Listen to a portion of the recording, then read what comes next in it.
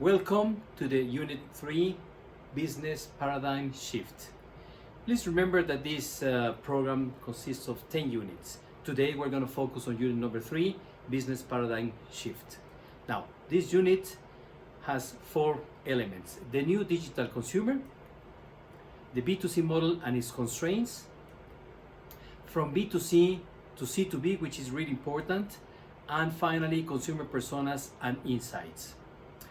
Let's remember that the word digital has been misused for a long time. People tend to think that this is all about technology, when in reality it has to do with people. The whole process starts and ends up with people in mind. Let's see how and why consumers have changed. There are 3 major factors. Technology empowerment. Today we know that a lot of people use internet. More and more people are getting smartphones and therefore are getting empowered. We are all empowered by technology. Globalization is no longer that part of trading among countries. No, globalization has to do with the fact that we all trade, yes, but cultural. We exchange culture, we exchange habits, we exchange rituals and traditions.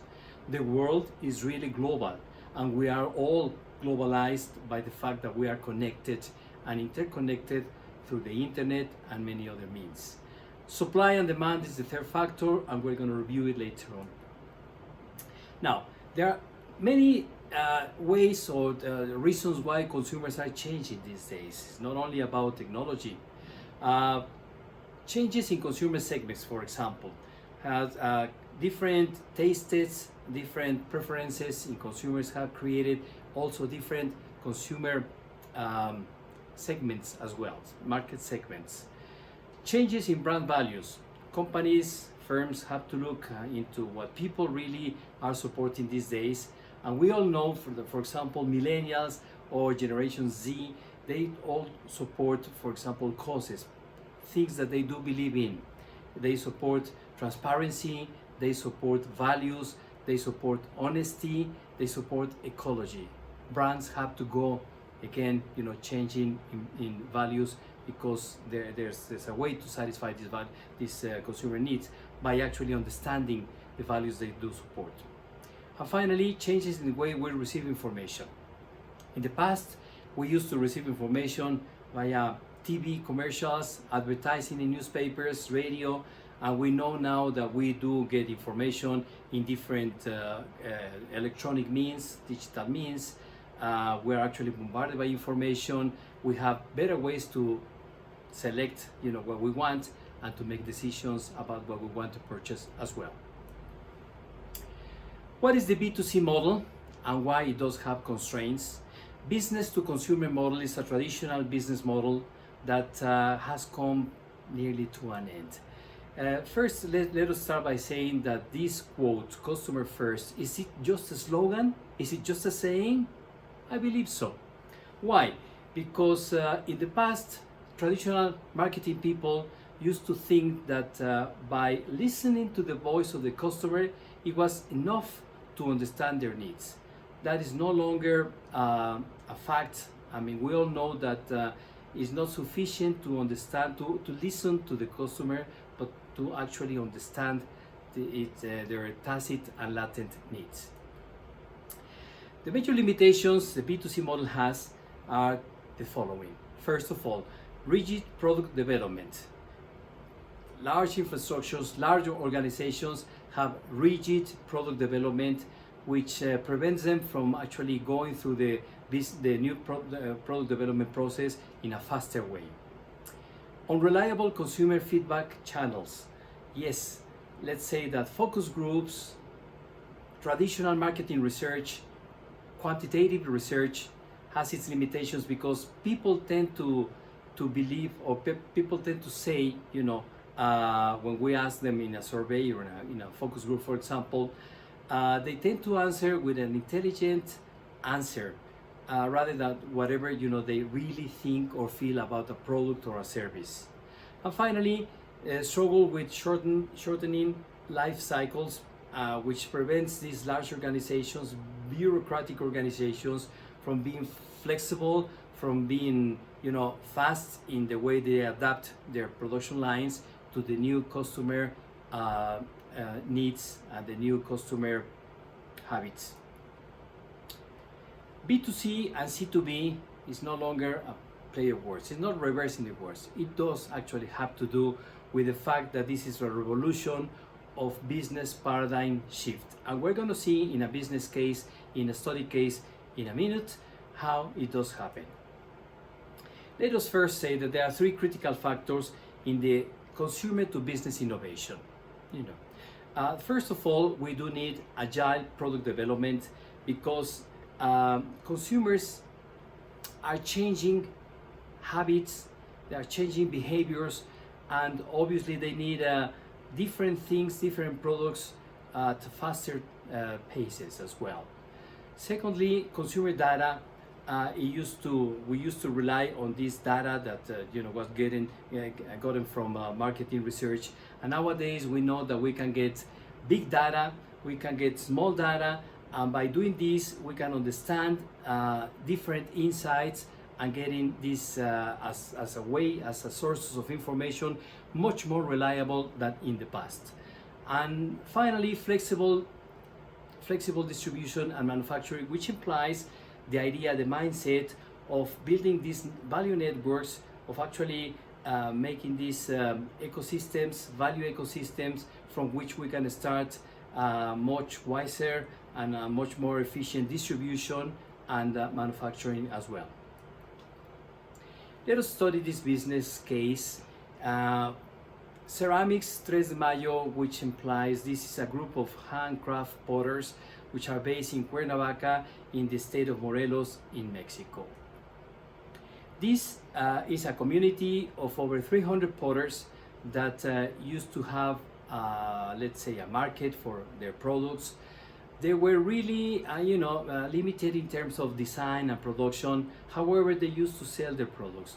Now, recently, they produce these products of low quality, low price pieces of ceramics. They have a strong culture of copying every successful design any one of them would produce. As a consequence, no one wanted really to develop new products because they don't have any return on investment. They knew that if they were successful producing a new piece of ceramics, everybody else would copy it instantly. As a result, they had to compete with price, and their products, the successful products, rapidly became commodities. The practice, red ocean competition, translated into a low-income community for everybody. And also as a result of this, they started copying patent or licensed characters, such as Marvel characters. Unfortunately, that ended up in many of these potters, being these artisans, going to prison because of that fact. They used to produce this kind of, what we're seeing on the screen here, of ceramics, low quality, low price, very popular. Nothing special about it. Everything was the same. You could find the same stuff all over the place, not only in Cuernavaca, but in the rest of the country as well. They were losing strengths, they were losing competitive advantages.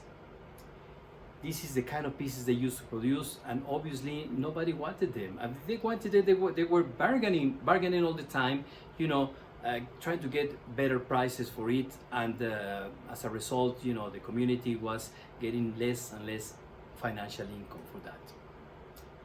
And this is actually the piece by which Marvel legal attorneys came to them and asked them to retire them. They sued them and they put some of these artisans in prison. Therefore, they reacted and they started to understand that they needed to do business in a different way. They changed from B2C to C2B. Let's see how they did it. First of all, the responsive and unbiased feedback from customers was desperately needed. So, how did they capture a wider range of data? By collecting user feedback and through store messages. By understanding the customers, the latent needs, unmet needs, they did many surveys, they did interviewings, they did observation sessions, And by doing that, they actually got really very good insights from which they started to produce new items. How did they translate this data into actionable insights? First of all, by understanding unmet needs. It is different to think that I know everything about my customers. I suppose that I knew I have these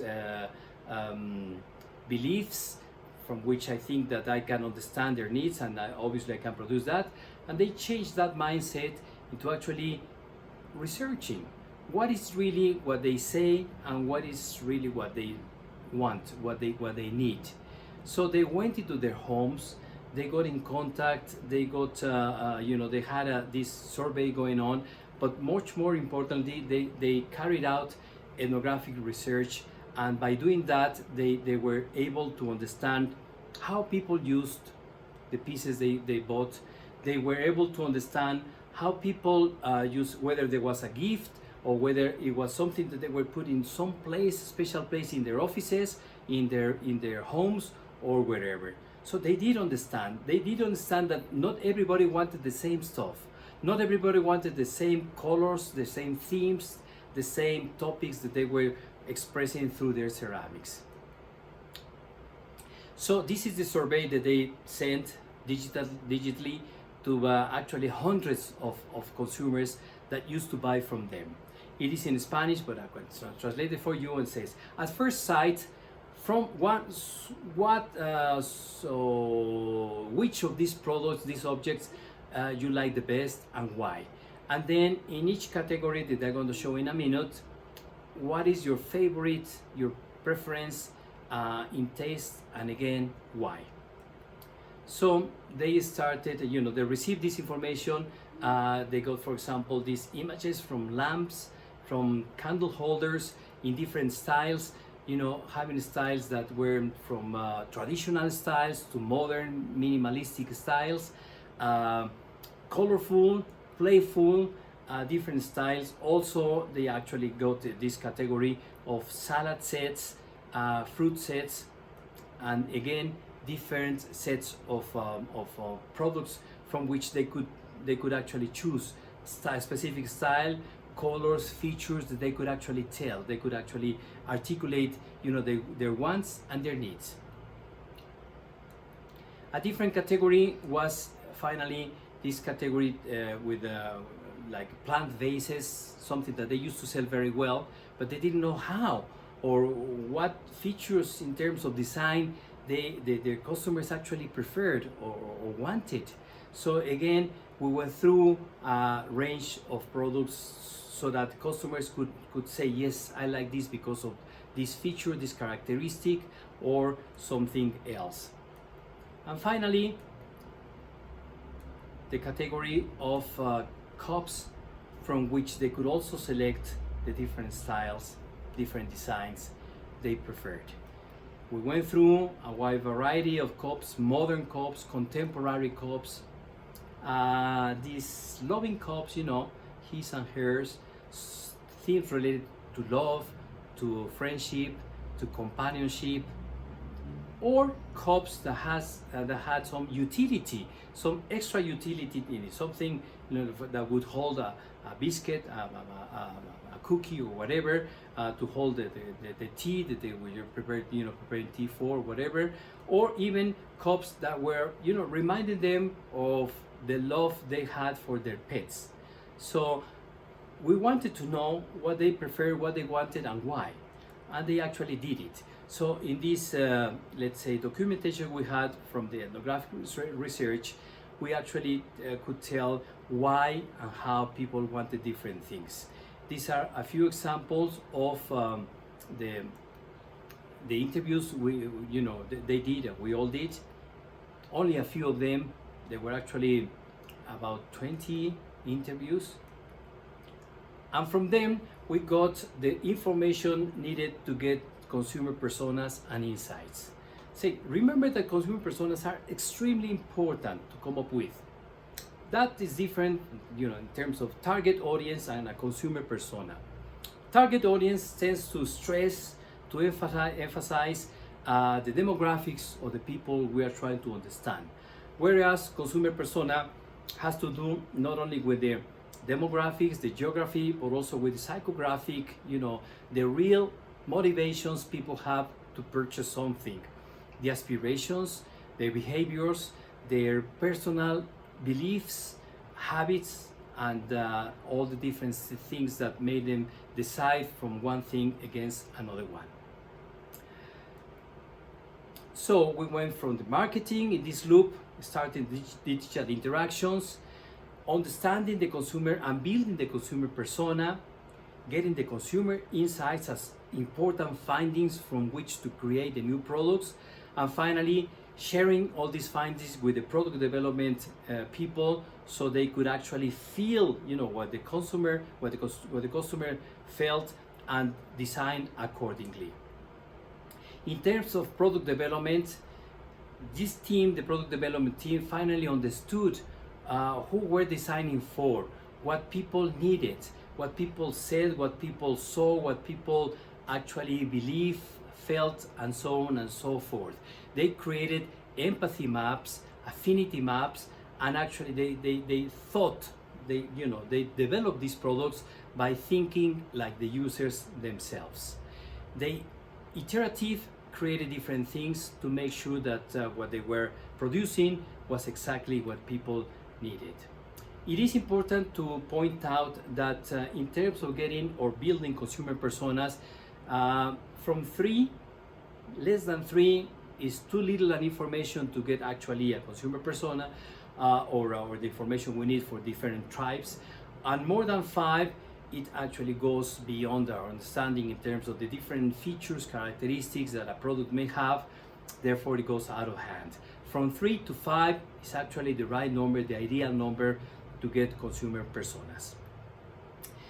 The loop goes like this. Consumer research, we find out who buy products, from us and why, and then we create consumer personas by identifying features such as goals, objectives, fears, different things like experiences they want, needs, wants, some characteristics in terms of motivation, aspirations, etc., etc. And finally, apply all this information to the consumer persona and getting these products developed accordingly to these findings that we had.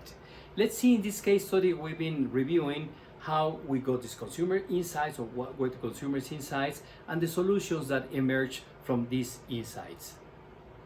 The insight number 1 said that local and foreign customers wanted ceramic pieces that would reflect unique cultural local features.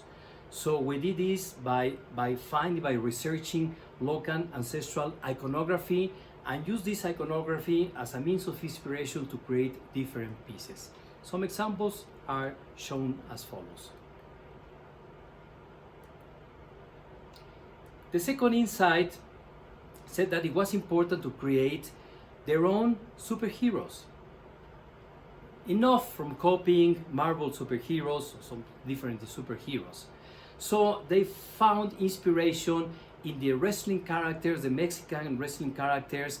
They used, features like their masks, their outfits to create these characters that were really successful for both children and adults the same.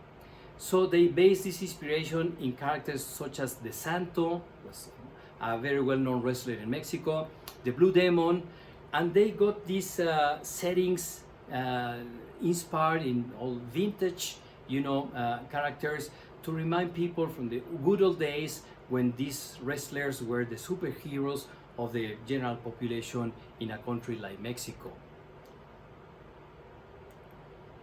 The third insight was really important because they stressed the fact that colors, rituals, and traditions were considered very important for the pieces, for the pieces they produce, and obviously something they wanted to buy from them from this specific region in Mexico. So based on Mexican traditions such as the Day of the Dead, or like chinelos, who are traditional dancers who dance in carnivals, dressed in funny and fancy dresses, fancy clothes, it was taken as an inspiration to create these colorful, wonderful collections of excuse me, of pieces that people would obviously want because it comes from the actual region where the whole ritual and tradition comes from. So these pieces were created, really colorful, really playful, really joyful, and some of these pieces ended up actually in museums. They started combining materials, not only ceramics, but combining them with paper, with wood, with different materials, and they were creating amazing pieces of work which were considered not only pieces of craft, but pieces of art. So this is the museum in Cuernavaca where these pieces started being exhibited. So obviously people went there and started asking for these pieces, and they started buying to different market segments. They didn't had in mind before, because they didn't know that people wanted those pieces. That's the importance of the C2B business model. The fourth and final insight told us that young people prefer minimalistic styles that merge naturally into their modern homes. So simple, artistic, less is more design, were created to satisfy these needs. They actually started exploring different themes, things that they didn't, they weren't used to do, they didn't do in the past, but they were important, for them to explore, to actually feel and live with it. And so they created all this, but it was very important that they understood that they could test the markets, they could validate these things on the market. So they created something really important, the prototyping and validating stage, from which they could understand what people wanted before going into production, before running budgets, spending money on tooling, spending money on these pilot productions as well. So this model, this business model of prototyping and validating pieces, it was interesting because each one of these crafts had the commitment, of producing 3 or 4 pieces, different pieces per month. So if you combine all these, 10 of these artisans producing prototypes per month, they created like 30 pieces or 40 pieces prototypes that they would exhibit in ambulant and pop-up exhibits in different places, such as hotels, such as malls, such as plazas in Cuernavaca and in the rest of Mexico. And in these pop-up exhibits, they could actually show their pieces, and they had a computer from which people would select, the pieces they liked, and they would express why. And not only that, they could actually pass their credit card and get have a sale, a pre-sale with a discount, according to that pre-sale, because they knew that these pieces would be ready in 2 months' time, and they were ready to actually risk themselves by passing their credit card and getting that piece, reserved for them.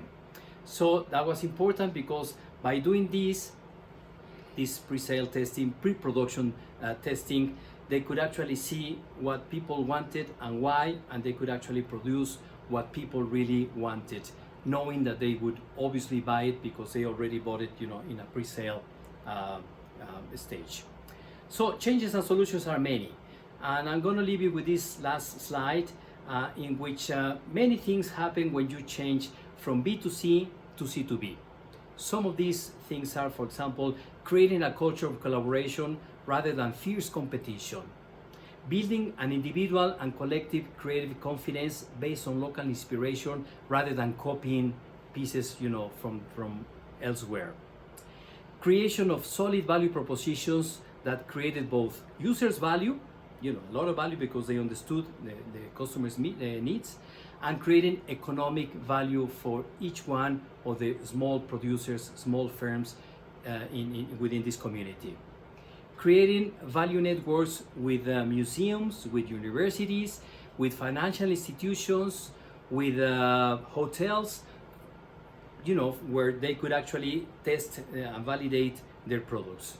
Creating an innovative business model that consisted in what I explained before, all these pieces, having prototypes of them, small batches, and having them exhibit in different places, getting the information they needed, and actually running whatever the pieces were, preferred, before spending lots of money in tooling and in molds.